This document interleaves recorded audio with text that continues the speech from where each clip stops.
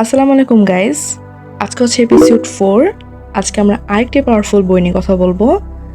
অনেক ইন্টেলিজেন্ট মানুষ লাইফে আনসাকসেসফুল হয়, আবার অনেক অ্যাভারেজ মানুষ হিউজ সাকসেস পেয়ে যায়। কেন?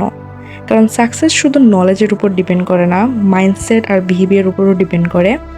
আর এই বিষয়টাই এক্সপ্লেন করেছে একটা অ্যামেজিং বই, the psychology of money by Morgan Housel.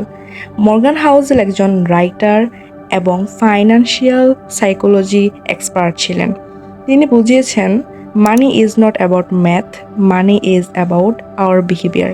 তিনি অবজার্ভ করেছিলেন মানুষ মানি আর্ন করার চেয়ে মানি হ্যান্ডেল করতে বেশি স্ট্রাগল করে, আর সেই রিয়েল লাইফ এক্সপিরিয়েন্স থেকে তিনি এই বইটা লিখেছেন। এবং আমি আজকে এই বইটা থেকে 7টি লেসন সম্পর্কে আপনাদের সাথে আলোচনা করব। Lesson number 1, no one's is crazy. আমরা অনেক সময় ভাবি ওই মানুষটা টাকা নিয়ে এমন স্টুপিড ডিসিশন কেন নিল, কিন্তু রিয়েলিটি হলো এভরি পারসন সিজ মানি ডিফারেন্টলি। কারণ সবাই ডিফারেন্ট লাইফ এক্সপিরিয়েন্সের মধ্যে দিয়ে গেছে। যে পভার্টি দেখেছে সে মানি টাইটলি হোল্ড করে রেখেছে, যে সাডেন সাকসেস পেয়েছে সে হয়তো রিস্ক বেশি নেবে। কারণ মর্গান হাউজেল বলেছেন people do some crazy thing with money but no one's is crazy. মানে মানুষ তাদের ওন এক্সপিরিয়েন্স অনুযায়ী ডিসিশন নেয়, আর অনেস্টি আমাদের এক্সপিরিয়েন্সই আমাদের মানি মাইন্ডসেট তৈরি করে। Lesson number 2, luck and risk. অনেক সাকসেসফুল মানুষ ভাবে সব কিছু আমি হার্ডওয়ার্ক দিয়ে পেয়েছি, আবার অনেক ফেলার মানুষ ভাবে আমি টোটালি আনলাকি। কিন্তু ট্রুথ হলো লাইফে লাক আর রিস্ক দুটোই এক্সিস্ট করে। কিছু মানুষ রাইট টাইমে রাইট অপরচুনিটি পায়, আবার কেউ হার্ডওয়ার্ক করে অপরচুনিটি পায় না। তাই লেখক বলেছেন nothing is as good or as bad as it seems. তাই সাকসেস পেলে হাম্বল থাকো, আর ফেলার এলে কমপ্লিটলি ব্রেকডাউন হও না। Lesson number 3, never enough. আজকের পৃথিবীতে এ মানুষ কনস্ট্যান্টলি মোর চায়, লাইক মোর মানি, মোর স্ট্যাটাস, মোর লাক্সারি। কিন্তু প্রবলেম হলো কম্প্যারিজন নেভার এন্ডস। একটা ফোন কিনলে কিছুদিন পর আরও বড় ফোন কিনতে মন চায়, আর এই এন্ডলেস ডিসিআর মানুষকে মেন্টালি টায়ার্ড করে দেয়। এবং লেখক বলেছেন the hardest financial skill is getting the goal post to stop moving. Lesson number 4, confounding and compounding. Small thing become a big over time. Compounding শুধু টাকাতে না, লাইফের সব কিছুতেই কাজ করে। Small habit, small saving, small improvement টাইমের সাথে হিউজ রেজাল্ট তৈরি হয়।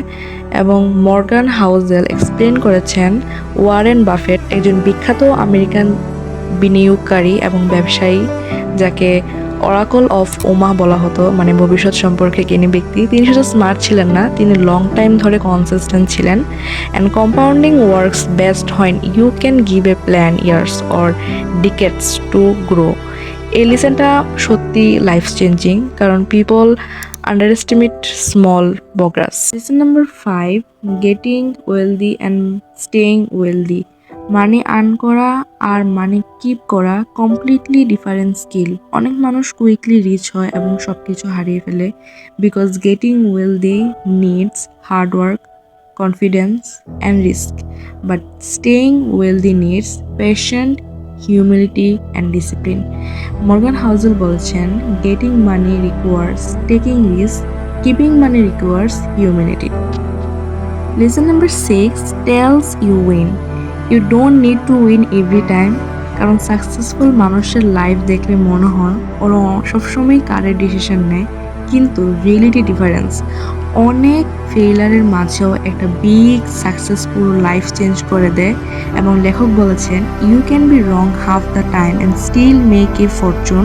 মানে পারফেকশন দরকার না, কনসিস্টেন্সি দরকার।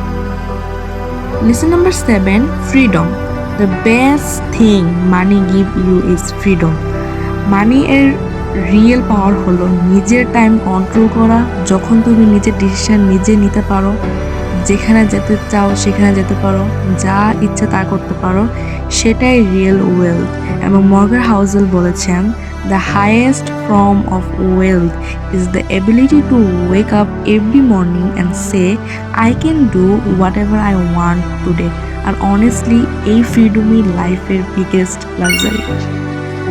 সত্যি বলতে দ্য সাইকোলজি অফ মানি শুধু ফাইন্যান্সিয়াল বুক না, এটা বিহেভিয়ার, প্যাশন, হ্যাপিনেস সব কিছু নিয়ে।